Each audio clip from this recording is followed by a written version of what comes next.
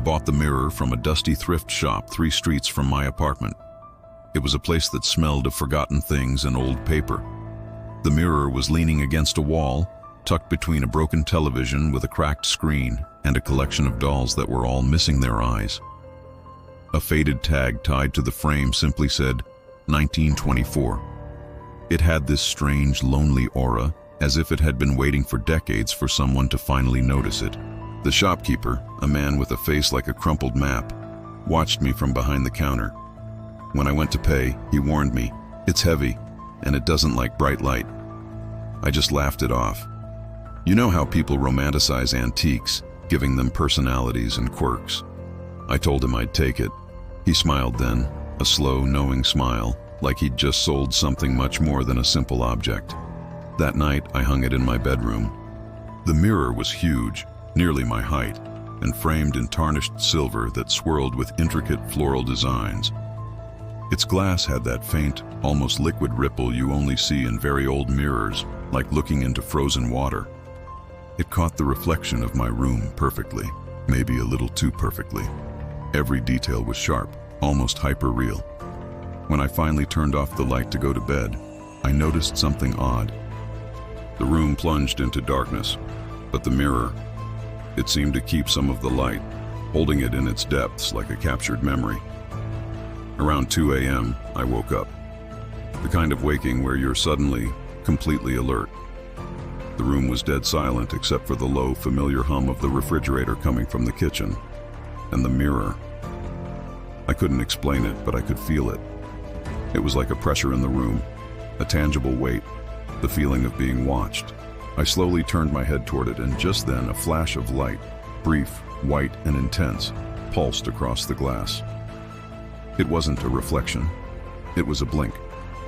I shot up in bed, my heart pounding against my ribs. I stared at the mirror, but it was just dark again. A silent, empty rectangle on my wall. My mind immediately scrambled for a logical explanation. A car's headlights passing by, but my curtains were thick and drawn shut. Maybe lightning. I glanced out the window. The night sky was perfectly clear, dotted with stars. There was no storm. I told myself I was just tired, that my mind was playing tricks on me in that half-asleep state. But the feeling of being watched didn't go away. The next morning, I tried to forget about it. I stood in front of the mirror, getting dressed for work, running through my to-do list for the day. And that's when I realized something was wrong. My reflection's mouth. It was slightly curved, into a faint, almost imperceptible smile. But my own face was neutral, my mouth set in a straight line. I froze.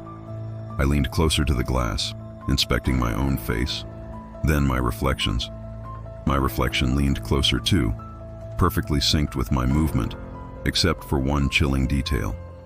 There was a split-second delay before the smile on its face finally faded to match my own expression. It was like watching a video with the audio just slightly out of sync. A cold dread started to pool in my stomach. After that, each night, the mirror changed. The differences were tiny at first, small enough that I could almost convince myself I was imagining them. My reflection would blink when I was sure I hadn't. It would take a slow, deep breath when I was holding my own. One time, I was turning to grab my keys from the dresser, and I saw it out of the corner of my eye. My reflection turned its head a fraction of a second. Before I did, it was leading, not following. I started sleeping with the mirror covered.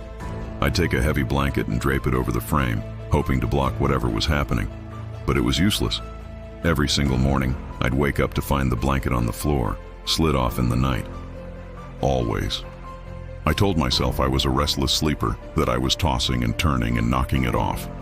But it never just fell. It was always neatly folded or pooled at the base of the wall, as if it had been carefully removed. One evening, I decided I needed proof. I couldn't trust my own eyes anymore. I needed to know if I was losing my mind. I set my phone up on the dresser, aimed it directly at the covered mirror, and hit record. I sat on my bed, facing the mirror, and just waited. I watched it for hours, my eyes burning with exhaustion, until I finally drifted off to sleep. Nothing happened. At 3:17 a.m., I was jolted awake by a sound I'd never heard before. It was like glass sighing, a soft, whispering, crystalline sound that seemed to echo in the silence of the room. My first thought was the recording. I grabbed my phone, my hands trembling, and scrolled back through the footage.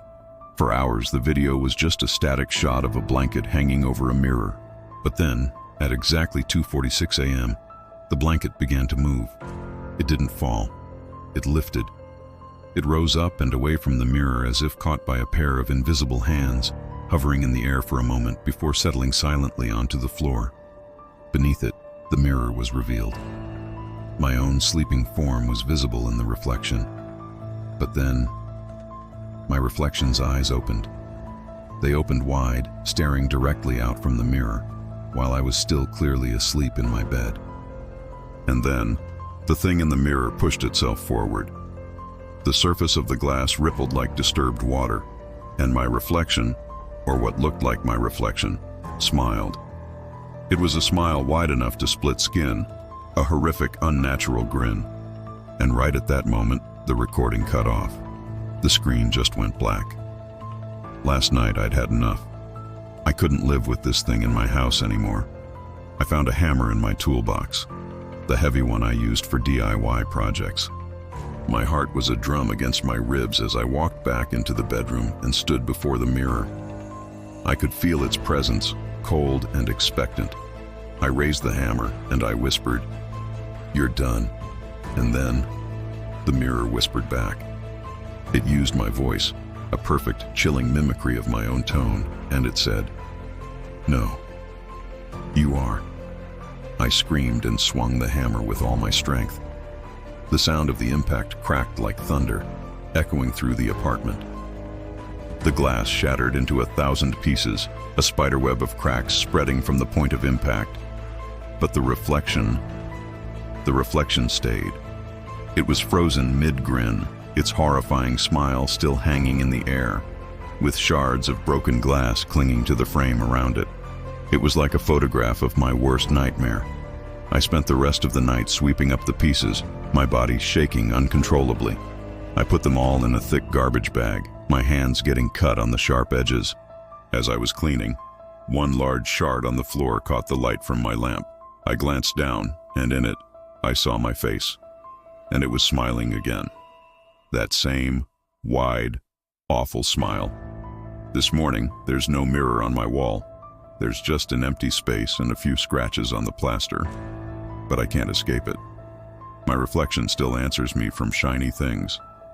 I see it in the polished silver of the kettle when I make my coffee. I see it in the dark screen of my phone before I unlock it. I see it looking back at me from the glass of water I keep by my bed. It's always there, watching. And sometimes when I blink, it doesn't.